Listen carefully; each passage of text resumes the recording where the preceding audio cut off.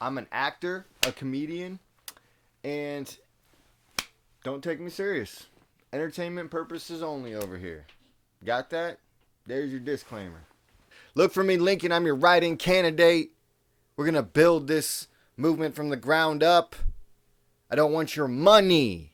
I don't need your donations. Keep your tips and all things of the sort. If you want to help me, help you, help me, go invest at your own risk into Hex, cryptocurrency. Hex and cryptocurrency can be used to take the politics out of the monetary system. Hex is the number one most appreciated asset of the year, in my opinion. Here's some numbers if you like numbers. Bet. Hexicans, what up? Sheriff Jimmy Light, I'm the sheriff in accordance with I Kirahamawe Haile Selassie. Joe Rastafari. That's right. Thank you. We're alive. It's a wonderful day to be here. Let's go. People, we equip our arsenal to eliminate illusionary magic and deceptionary spells. And all I gotta say is, you are magic. You are magic. You are magic. Thank you. Indubious, what up, my heroes? We are magical beings, starseeds, wizards, warlocks, sorcerers, and sorceresses. This is a science to uncovering the truth. A science, not an opinion. A science. And casting magic. The lost art of spell casting. Two of these formulas we'll be focusing on today. You go to the root of the problem, you will get the solution. That is math. 100% all of the time. 111% all of the time. You will get the solution if you can find the root cause. If you apply this formula and you find something that is never ending, the root of something that is never ending, you have now found the paradox. Your mind is a paradox. Another one we'll be looking at is, if you don't know your history, you're bound to repeat it. These two formulas we are now going to apply to the Bible. Uh-oh. If you're not cool with the Bible, this may not be for you. Or maybe this is for you. The Bible will show you whatever you want through the law of attraction.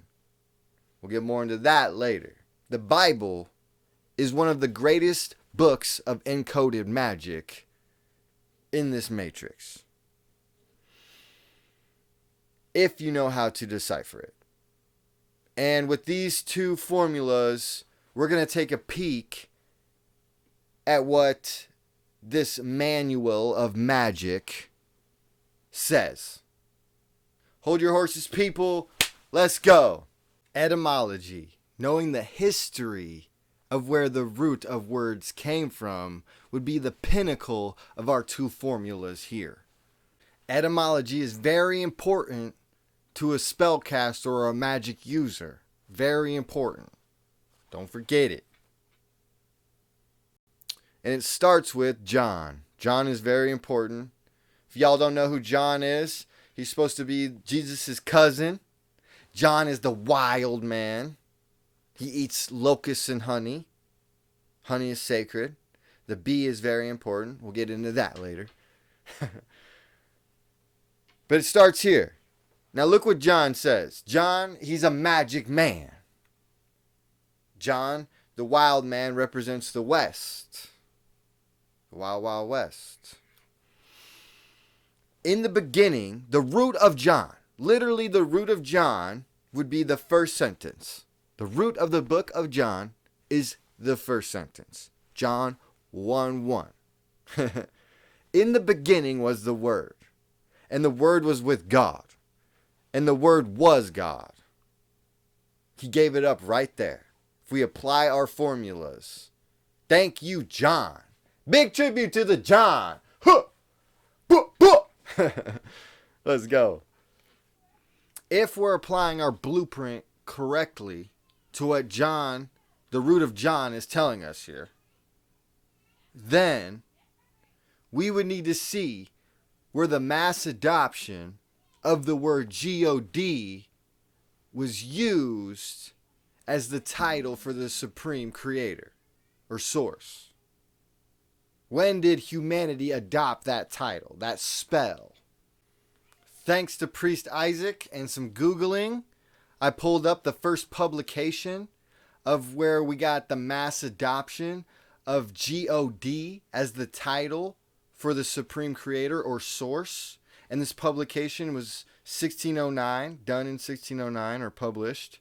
And the owner of this Bible was a German war general named William Gott. Will-I-am Gott. Or backwards, Gott's will. I am. There's the wordplay and the pattern right there through the distortion and the changing of hands of the word. Gott's will. Okay. So where did God come from? Surely English isn't the oldest language out there. No.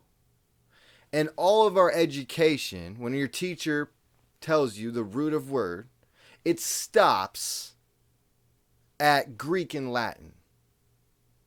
You cannot find the other side of the narrative if you can't go deeper than Greek or Latin.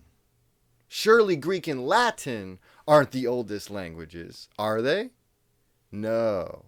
There's older African languages, Amharic specifically, that God came from the first Latin to English publication of the Catholic Bible.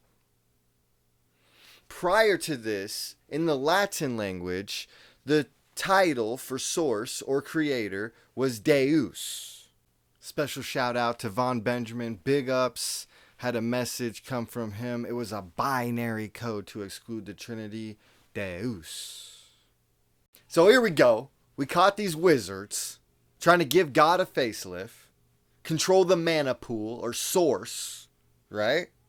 Now let's go deeper. We can trace the first records of spirituality back to Africa. I can tell you right now, the alignment of the pyramids with the stars, Orion, was a phenomenon to them.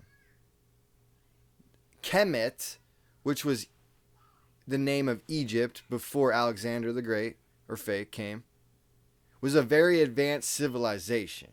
Kemet is what it was called before its name was changed to Egypt. Alexander the Great from Greece, Italy, Greece, conquered Kemet, changed its name to Egypt. Alexander didn't destroy everything when he conquered. He painted his face over the deities and onto the holy scripts, took the holy scripts, painted his face onto the monuments, so the future generations would pray to him or that deity that he conquered with. And the deity that Alexander the Great, or fake, conquered with was Serapis. Serapist is what it sounds like. But this god didn't exist. There was no Greco-Egyptian deity because it was Kemet before Alexander conquered it. Kemet is known as the first daughter of Africa, and you can see the perversion of the word that was forced upon the daughter. Serapis. Serapist. Another same pattern. New face, changing of hands, new name. Well, there we have it. I hope we solidified it with the pattern tonight. Thank you for tuning in here. Give me a like, subscribe. Hexicans, what up? Get at me. It's a beautiful time to be alive. There's only blessings in the days to come. Unity is not known by defeat. And the illusion of separation is irrelevant. Thank you. Bless up. Till the next one. John 1:1, we know miscommunication. To commune with your higher self, with God. A miscommunication is an actual infringement to your safety because you can't get the message. You can't commune with God. I'm an actor, a comedian, and don't take me serious. Entertainment purposes only over here. Got that?